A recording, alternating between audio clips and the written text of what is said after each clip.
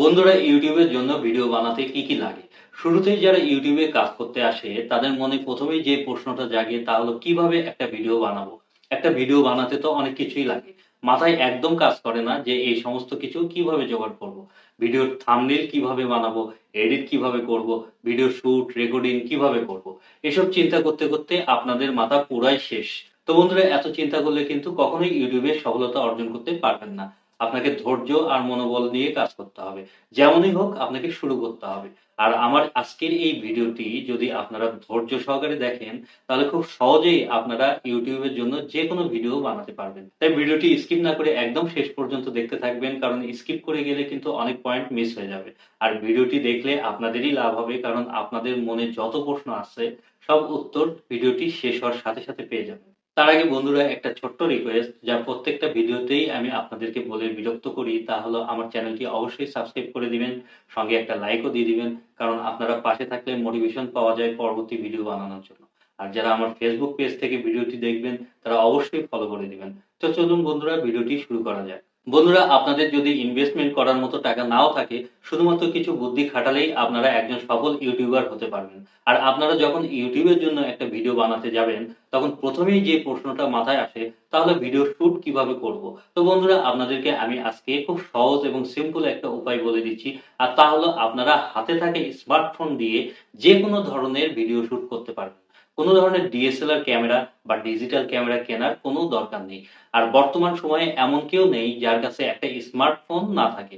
তবে মোবাইল দিয়ে video shoot করার সময় অবশ্যই ব্যাক ক্যামেরাটা ইউজ করবেন, কারণ ফ্রন্ট ক্যামেরার চেয়ে ব্যাক ক্যামেরার রেজুলেশনটা অনেক বেশি থাকে। আর ক্যামেরাটা দাঁড় করানোর জন্য যদি রিং লাইট নাও থাকে কোনো সমস্যা নেই, একটা চেয়ারের ওপর অথবা কোনো উঁচু জায়গায় বালিশ দিয়ে তার সামনে মোবাইলটা রেখে ভিডিও শুট করবেন। আর বন্ধুরা ব্যাকগ্রাউন্ডটা অবশ্যই সুন্দর রাখার চেষ্টা করবেন যখন আপনারা ইউটিউবের জন্য ভিডিও শুট করবেন। হতে পারে সেটা ফুলদানি বা সুন্দর পর্দা পেছনে রাখতে পারেন। আমার মতো এরকম সাদামাটা ব্যাকগ্রাউন্ড একদমই রাখবেন না, তাহলে কিন্তু দর্শকরা কেউ সাবস্ক্রাইবই করবে না। এরপর চলে আসে কিভাবে আপনারা ভিডিওর জন্য সাউন্ড রেকর্ড করবেন।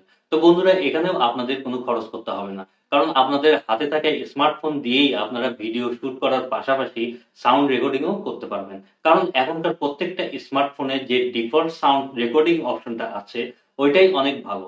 আর যদি আরো বেশি সাউন্ড ক্লিয়ার করতে চান তাহলে মার্কেট থেকে স্বল্প মূল্যে 1000 থেকে 1200-র মধ্যে আপনারা একটা মাইক্রোফোন কিনে নিতে পারেন। তাহলে সাউন্ড কোয়ালিটি অনেক গুণ ভালো হবে। যদিও আমি এখন আমার মোবাইল দিয়েই ভিডিও অডিও দুইটাই রেকর্ড করতেছি, এজন্য সাউন্ড কোয়ালিটিটা আমার কাছে একটু খারাপ মনে হয়, যা ইউটিউবে কখনোই সাজেস্ট করে না। ইউটিউব সবসময় ভালো কোয়ালিটির ভিডিও আপলোড করার জন্য সাজেস্ট করে। আমিও করব সামনে ইনশাআল্লাহ, যদি আপনারা পাশে থাকেন। এরপর চলে আসি লাইটিং কিভাবে করবেন। আমি কিন্তু বর্তমানে রুমে থাকা যে দুইটা এনার্জি লাইট আছে ওইটা দিয়েই লাইটিং এর কাজ করতেছি। আপনারাও এইরকম রুমে থাকা এনার্জি বাল্ব দিয়ে লাইটিং এর কাজ করতে পারেন।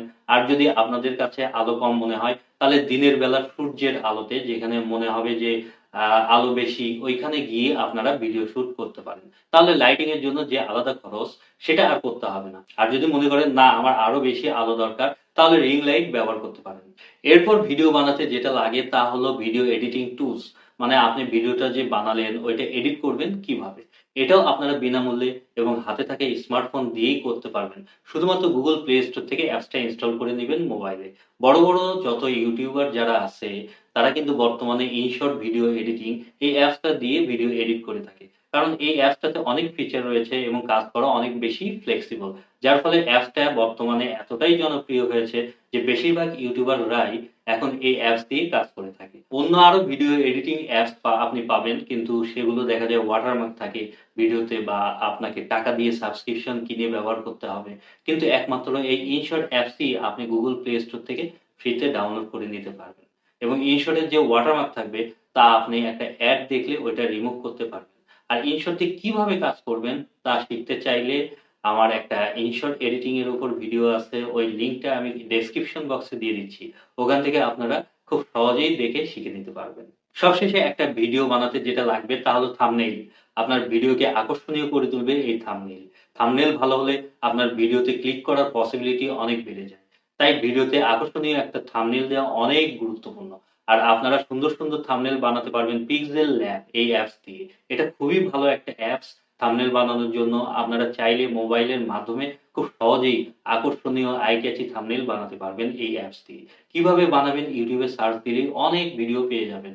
সব ইউটিউবাররাই এখন এই পিক্সেল ল্যাব অ্যাপসটা ব্যবহার করে থাকে থাম্বনেল বানানোর জন্য। কারণ অন্য অ্যাপস দিয়ে থাম্বনেল বানালে পিকচার কোয়ালিটি অনেক লো হয়ে যায়। কিন্তু একমাত্র এই পিক্সেল ল্যাব দিয়ে থাম্বনেল বানালে আপনি 4K থেকে 8K পর্যন্ত হাই রেজোলিউশনে থাম্বনেল বানাতে পারবেন। তাই আপনারাও আপনাদের মোবাইলে প্লে স্টোর থেকে ফ্রিতে এই পিক্সেল ল্যাব অ্যাপসটা ডাউনলোড করে নেবেন। যা আপনাদেরকে একজন ভালো ইউটিউবার হতে অনেক সাহায্য করবে এবং তেমন কোনো টাকাও খরচ হবে না। তো বন্ধুরা, আজকে এখানেই বিদায় নিচ্ছি। ধন্যবাদ সবাইকে। আল্লাহ হাফেজ।